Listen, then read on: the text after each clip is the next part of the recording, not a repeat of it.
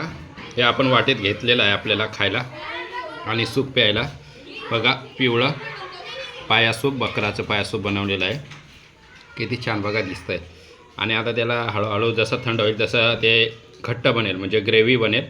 तर तुम्ही घरी बनवू शकता. आणि पेशंट किंवा तुम्हाला अशक्तपणा याच्यात तर तुम्ही बनवू शकता. नमस्कार यूट्यूब फॅमिली. आज आपण बकऱ्याचे पाय आणलेले आहेत. 4 पाय आहेत. ते 4 पाय आपण तोडून आणलेले आहेत.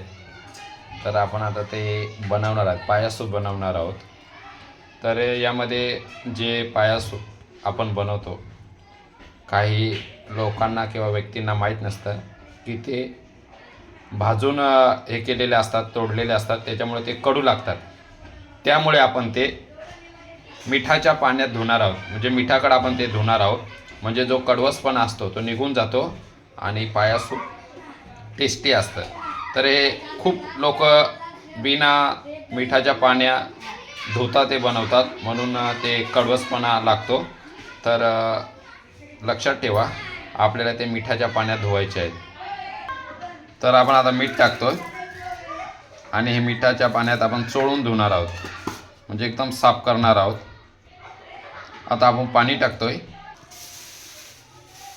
धुण्यासाठी आवश्यक तेवढं आपण पाणी घेतलेलं आहे.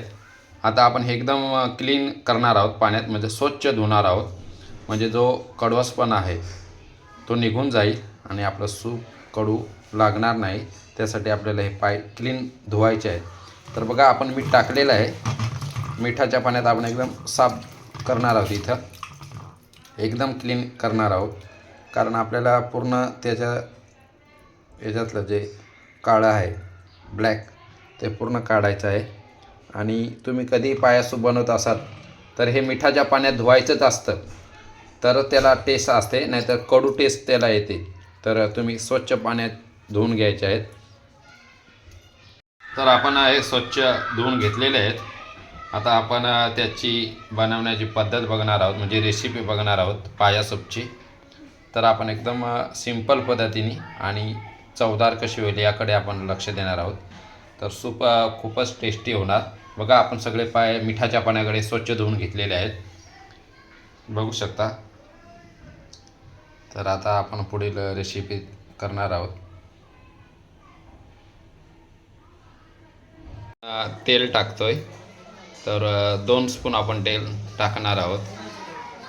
बघा 2 स्पून आपण तेल टाकलं आहे. त्यानंतर आपण त्याच्यावर आता लसूण, हिरवी मिरची, अद्रक टाकणार आहोत. तर आता आपण पहिल्यांदा कच्चा मसाला टाकतोय. हां, तर आपण लसूण, हिरवी मिरची आणि अद्रक तेलावर टाकतोय.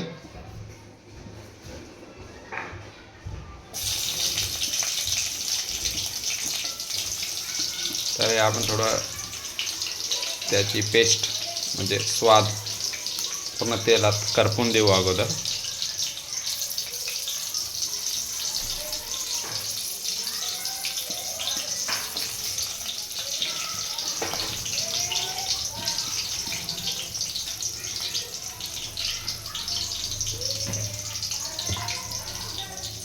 तर पूर्ण बघा आपण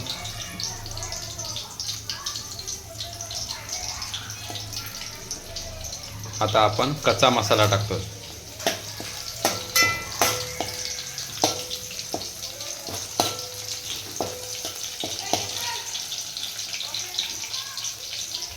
कच्चा मसाला पण आपण त्याच्यात परतून घेतोय.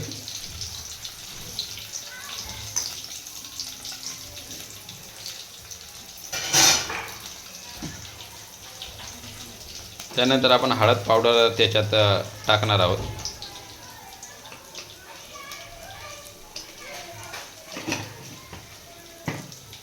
मिक्स करणार आहोत आपण. हळद पावडर नंतर आपण आता पाय जे आपण क्लीन केलेले ते आपण त्याच्यात मिक्स करतोय. बघा पाय आपण मिक्स केलेले आहे.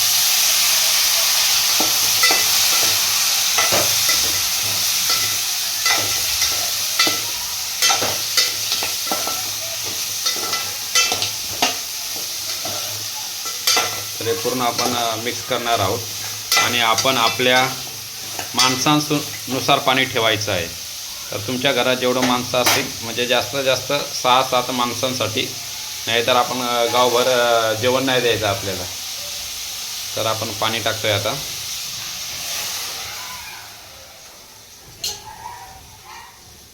तर बघा पाणी आपण टाकलंय, कारण ते पूर्ण आपल्याला शिजवून घ्यायचे आहेत. आपण कुकरला लावतोय, परंतु आपण इथं कुकर वापरणार नाहीत. आपण मंद गॅसवर, बघा मंद गॅसवर आपण शिजवणार आहोत, कारण पाणी खूप सुकणार आहे. तर आपण चवीनुसार मीठ टाकतोय आता.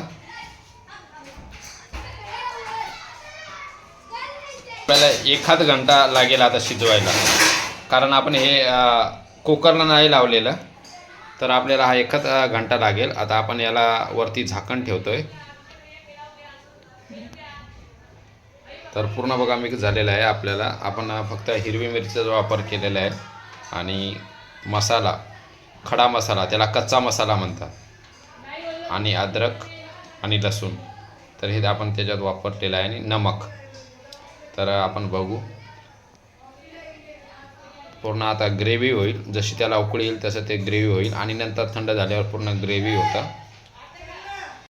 सूप आपलं छान पद्धतीने उकळत आहे, म्हणजे शिजत आहे. तर या ठिकाणी आपण पूर्ण ते हे करणार आहोत. बघा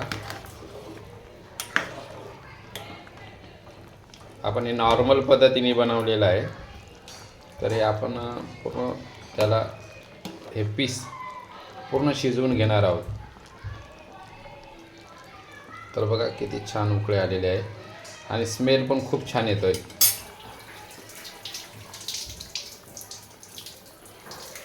उकळी बघा.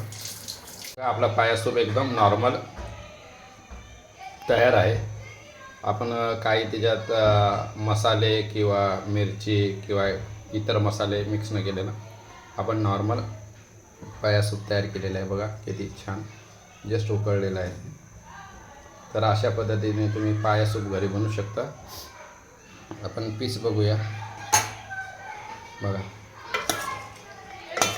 आपण पाणी बघा कुठं इथपर्यंत पाणी ठेवलं तर आपण इथपर्यंत बघा ते पूर्ण सुकलेलं आहे, आणि आपला असा पाया सूप तयार झालेला आहे. बघा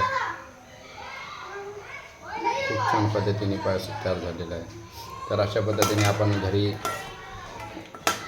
पाया सूप बनवू शकता.